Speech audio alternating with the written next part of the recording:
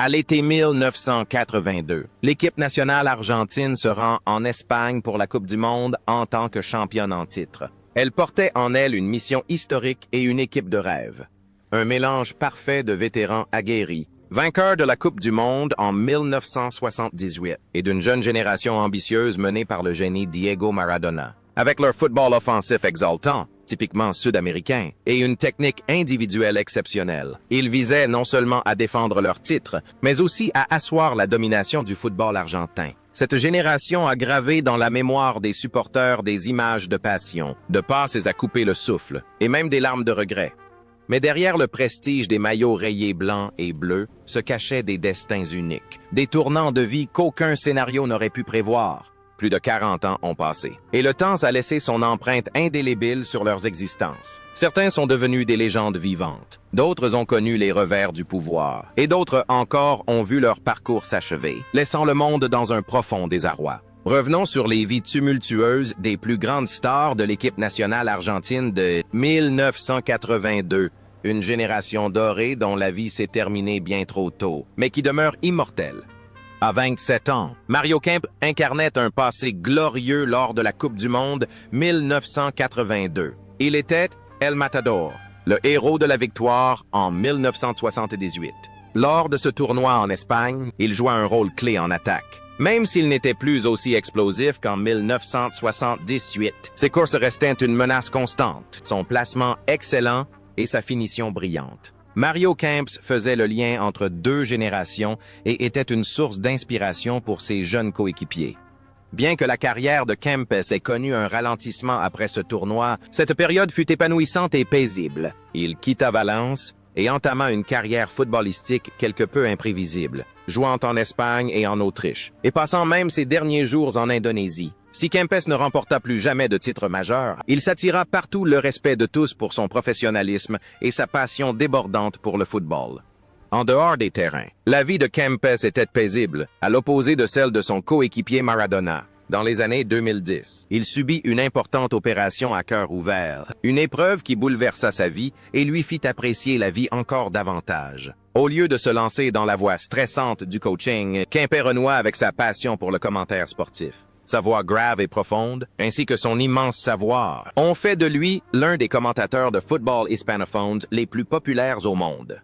Aujourd'hui, à 70 ans, Mario Kempes mène une vie paisible et reste lié au football grâce à son travail de commentateur sportif pour ESPN. Il est la preuve vivante que les héros peuvent trouver le bonheur dans la simplicité, même après avoir atteint une gloire éclatante, et que les générations futures peuvent inspirer le football par les mots plutôt que par le jeu. À 22 ans, Ramon Diaz formait le duo d'attaque idéal avec Maradona lors de ce tournoi. Rapide, techniquement doué et doté d'un pied gauche exceptionnel, Diaz a inscrit un but contre le Brésil et s'est imposé comme un attaquant prometteur dans la surface de réparation. Ses performances cette année ont révélé un talent émergent prêt à briller sur la scène internationale. La carrière de joueur de Diaz s'est ensuite épanouie en Europe, notamment à Naples, Avellino, la Fiorentina, l'Inter Milan et Monaco. Attaquant moderne, efficace et doté d'une grande technique, il a connu un parcours exceptionnel. Cependant, sa carrière d'entraîneur a été un véritable tour de force. Ramon Diaz est devenu l'un des entraîneurs les plus titrés de l'histoire. De River Plate et Ali'i par la suite remporté d'autres trophées au Moyen-Orient. Dans l'intimité, Ramon Diaz était un homme discret mais extrêmement perspicace et ambitieux. Il conservait toujours l'élégance d'un gentleman, sans pour autant perdre de sa combativité. Il savait aussi gérer la pression et protégeait toujours sa famille des regards indiscrets. Aujourd'hui, à 65 ans, Ramon Diaz travaillait toujours avec assiduité comme entraîneur. Il continue de relever de nouveaux défis dans le monde du football, avec un succès retentissant actuellement au Brésil, prouvant ainsi que son sens tactique et sa volonté de gagner inébranlable, qui le distinguaient déjà lorsqu'il était un jeune attaquant, sont restés intacts au fil des ans.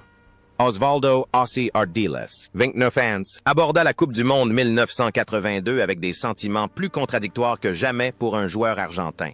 Sur le terrain, il était l'âme de l'équipe, un milieu de terrain petit mais extrêmement talentueux, intelligent et infatigable. Mais en dehors, il était dévasté. La guerre des Malouines entre l'Argentine et l'Angleterre faisait rage. Idole du football argentin évoluant à Tottenham Hotspur en Angleterre, Et ayant perdu son cousin au combat, Ardil subissait une pression psychologique immense que peu pouvaient véritablement comprendre.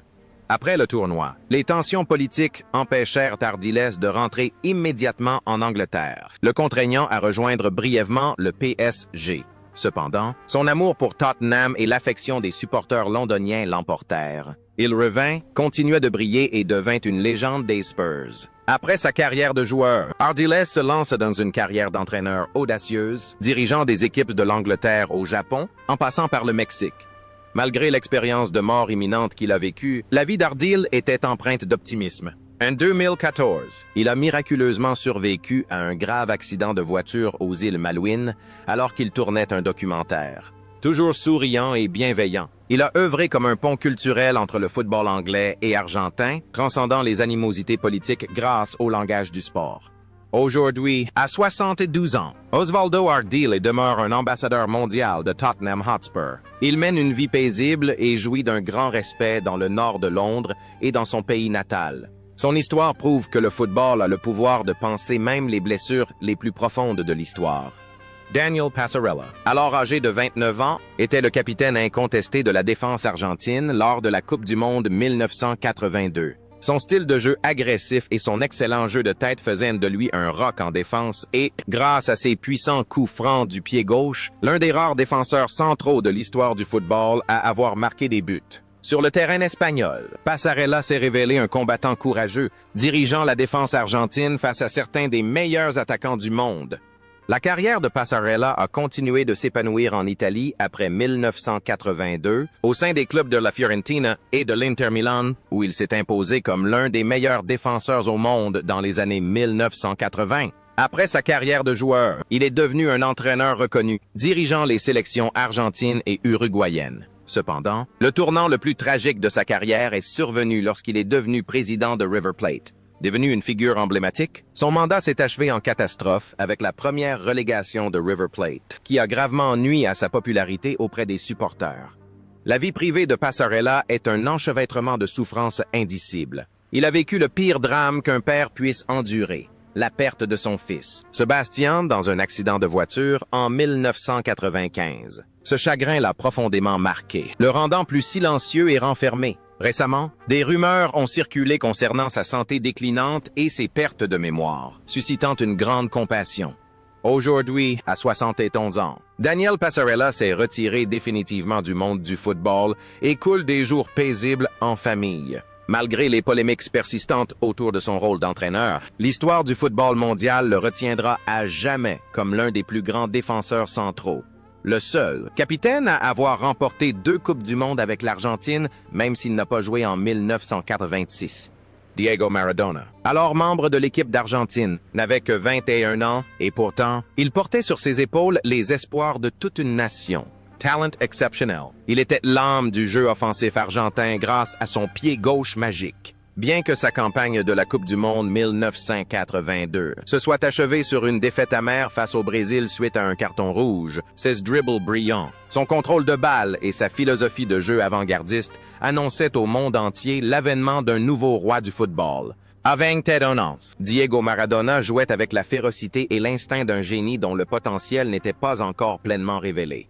Diego quitta l'Espagne le cœur lourd, mais rares étaient ceux qui se doutaient que ce n'était que le point le plus bas avant l'apogée de sa carrière. Son ascension fulgurante s'apparenta à un film d'action. Il rejoignit le FC Barcelone pour un montant record, mais c'est à Naples qu'il entra véritablement dans la légende. Diego mena à lui seul Naples d'une équipe de milieu de tableau jusqu'au sommet de la Serie A. Et 4 ans après son revers en Espagne, il guida l'Argentine vers la victoire lors de la Coupe du Monde 1986 au Mexique. Mais la gloire s'accompagna d'une profonde tragédie. Scandales de dopage, conflits avec la mafia et une longue lutte contre la drogue eurent raison du Golden Boy. Il termina sa carrière rongée par les regrets, laissant derrière lui un héritage immense et d'innombrables controverses. La vie privée de Diego était aussi tumultueuse que sa carrière de footballeur. Homme de famille, il fut aussi au cœur de nombreuses histoires d'amour. Il aimait passionnément, vivait au rythme de ses instincts et défendait toujours les plus démunis. Malgré un corps marqué par une vie fastueuse et plusieurs opérations, Diego arborait toujours un sourire radieux, se consacrait à des œuvres caritatives et n'hésitait pas à exprimer ses opinions politiques. C'est peut-être précisément ce contraste entre l'ange sur le terrain et l'homme imparfait en dehors qui le rendait si accessible et si aimé. Il incarnait l'imperfection, tout en étant empreint d'émotion. Mais ce parcours glorieux et tragique s'est brutalement interrompu, bouleversant le monde entier. Le 25 novembre 2020, Diego Maradona décédait d'un arrêt cardiaque à l'âge de 60 ans. Sa disparition a laissé un vide immense. Des funérailles nationales ont été organisées en Argentine et des millions de personnes ont pleuré le dieu du football. Son héritage dépasse largement ses buts exceptionnels et incarne l'inspiration intemporelle d'un homme qui a vécu et brillé avec passion jusqu'à son dernier souffle. À 31 ans, Ubaldo El Pato Fillol était le gardien de but le plus fiable d'Argentine. Grâce à ses réflexes fulgurants et à sa capacité à repousser des tirs incroyables, Fillol était considéré comme l'un des meilleurs gardiens du monde à l'époque. Lors de la Coupe du Monde 1982, malgré la défaite de l'Argentine, Fillol a continué à réaliser des performances exceptionnelles, résistant à la pression du Brésil et de l'Italie grâce à de nombreux arrêts décisifs.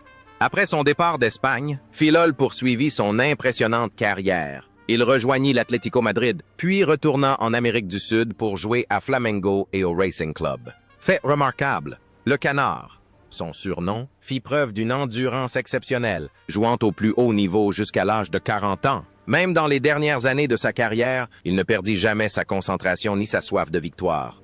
Dans la vie, Fillol est un homme de famille. Directed Frank. Il s'est heurté aux entraîneurs et à la fédération pour défendre les droits des joueurs. Mais c'est précisément ce qui lui a valu le respect de ses pairs. Il a également consacré beaucoup de temps à la formation des jeunes joueurs, transmettant sa précieuse expérience à la nouvelle génération de gardiens de but du football argentin. Aujourd'hui, à 74 ans, Ubaldo Fillol reste impliqué dans le football, conseillant et entraînant la Fédération argentine de football, AFA. Il coule une retraite paisible et se remémore avec fierté une carrière durant, laquelle il a redéfini le rôle du gardien de but grâce à ses arrêts plongeants légendaires. Alberto Tarantini, surnommé Conejo, le lapin, participa à la Coupe du Monde 1982 à l'âge de 26 ans, arborant une longue chevelure et un style de jeu flamboyant. Il était un latéral moderne, infatigable en attaque comme en défense, mais aussi connu pour son tempérament fougueux et impétueux. Sur le terrain espagnol, Tarantini était toujours au cœur des duels acharnés. Ses courses fulgurantes sur le flanc gauche devinrent le symbole de la détermination parfois extrême de l'Argentine cette année-là. La carrière de Tarantini fut une véritable montagne russe. Il fut l'un des rares Argentins de son époque à rejoindre l'Angleterre, signant à Birmingham City juste après leur titre de champion en 1978. Avant de retourner en Argentine pour évoluer dans deux clubs rivaux de renom, Boca Juniors et River Plate. Mais la vie du lapin en dehors des terrains était aussi tumultueuse que sa chevelure. Nocturnes arrosés, train de vie extravagant et même problèmes de drogue causèrent sa chute. Il incarnait la rockstar dans un corps de footballeur, talentueux, mais marqué par son passé. Ce qui est véritablement admirable, cependant, c'est la façon dont Tarantini s'est retrouvé. Après des années d'impulsivité juvénile, il a peu à peu appris la maîtrise de soi. Il n'a pas renié son passé, mais l'a plutôt considéré comme une leçon précieuse. Dans les années qui ont suivi sa retraite, il s'est investi dans les médias, offrant des analyses perspicaces, franches et éclairées sur le football. Aujourd'hui, à 69 ans, Alberto Tarantini a trouvé la paix intérieure. S'il conserve encore un peu de l'exubérance de sa jeunesse, il est devenu un homme plus serein et intervient régulièrement comme commentateur sportif dans les émissions de football argentines. Il est la preuve que, même lorsque l'on se sent perdu, il est toujours possible de se retrouver. Daniel Bertoni, 27 ans, s'est rendu à la Coupe du Monde 1982 en héros, après avoir inscrit le but victorieux en finale en 1978. En Espagne, il a confirmé son statut de superstar en marquant 2 buts contre la Hongrie et le Salvador. Bertoni était un attaquant complet, techniquement doué, robuste et doté d'une frappe puissante de loin. Lors des matchs sans but, il était un pilier fiable pour son équipe, un finisseur clinique au sang-froid imperturbable et à l'engagement sans faille. Après le tournoi, Bertoni poursuivit son ascension fulgurante en Europe avec la Fiorentina et Naples, où il évolua aux côtés de son ami proche Diego Maradona. Mais la vie ne fut pas toujours facile. Après avoir pris sa retraite du football professionnel, Bertoni dut affronter la plus grande épreuve de sa vie, un cancer de la prostate. Ce n'était plus un combat de 90 minutes, mais une lutte quotidienne pour la survie. Avec la combativité d'un champion du monde, il lutta avec courage et vainquit la maladie.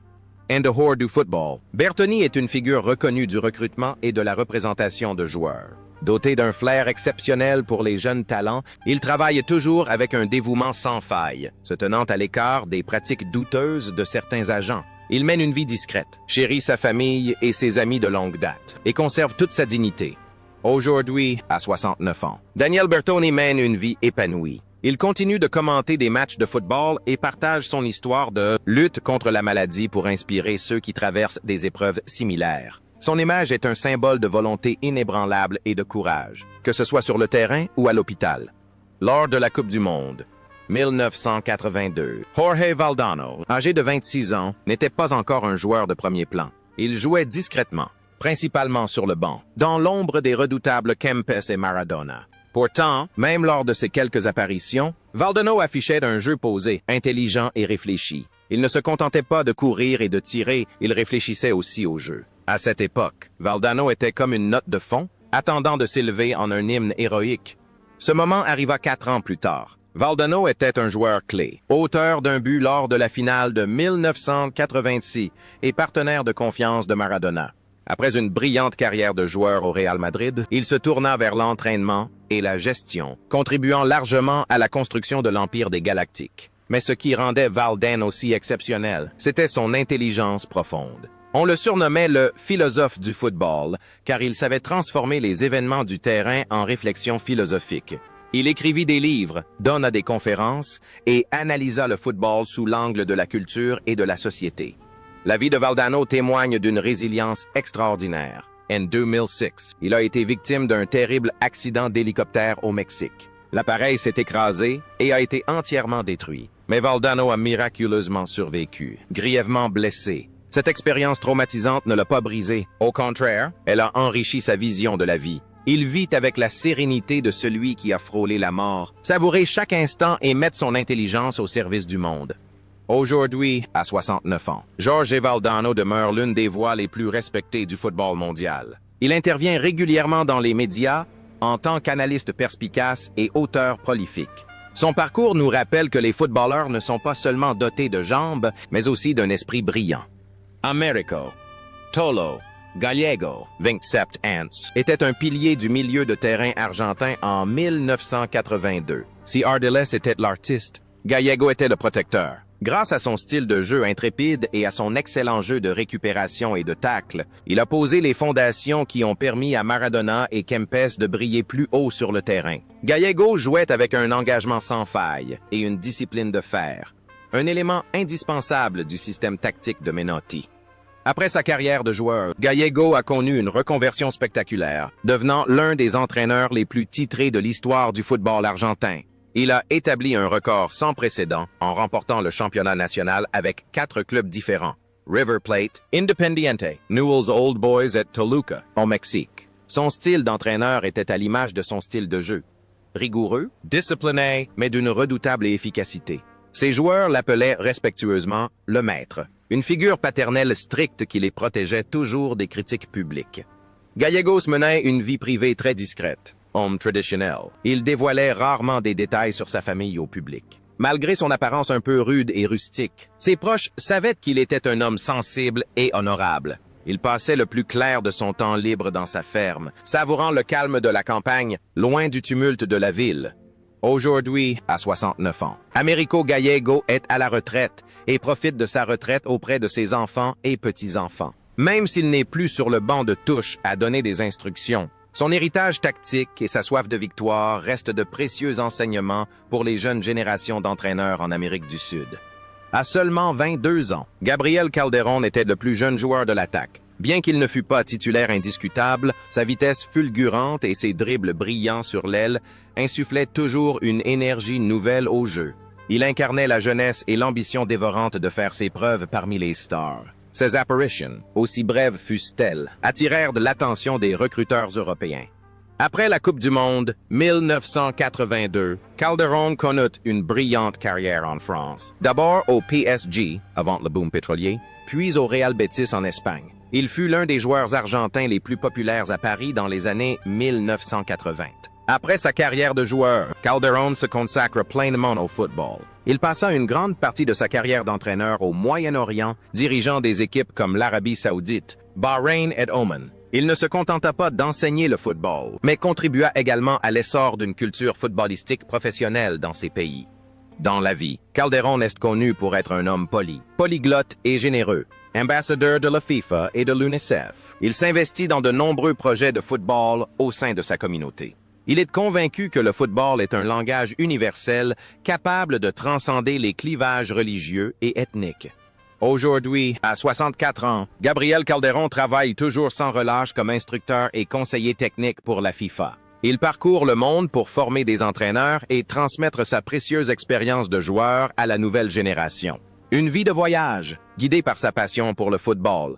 À 34 ans, Luis Galván était le joueur le plus âgé de la Coupe du Monde 1982. Un vétéran aguerri, contrairement au style agressif de Passarella, Galván jouait avec calme, faisant preuve d'une intelligence de jeu remarquable et d'une élégance rarement vue chez un défenseur central. Il n'avait pas besoin de beaucoup de duels, car il savait toujours se positionner pour désamorcer les attaques. Il était un pilier discret mais incroyablement fiable en défense. L'histoire de Luis Galván après sa gloire est poignante et invite à la réflexion. Contrairement à ses coéquipiers, devenus millionnaires ou entraîneurs de renom, Galván a choisi une vie extrêmement modeste, voire austère. Il a consacré sa vie entière au Talleres de Córdoba, le club sportif de Cordoue. Après sa carrière de joueur, il a dû multiplier les petits boulots pour subvenir à ses besoins. Entraîneur d'équipe de jeunes pour un salaire de misère, moniteur d'auto-école. Il incarne le contraste. Un magnifique champion du monde sur le terrain, mais un homme simple et travailleur qui lutte pour survivre dans la vie.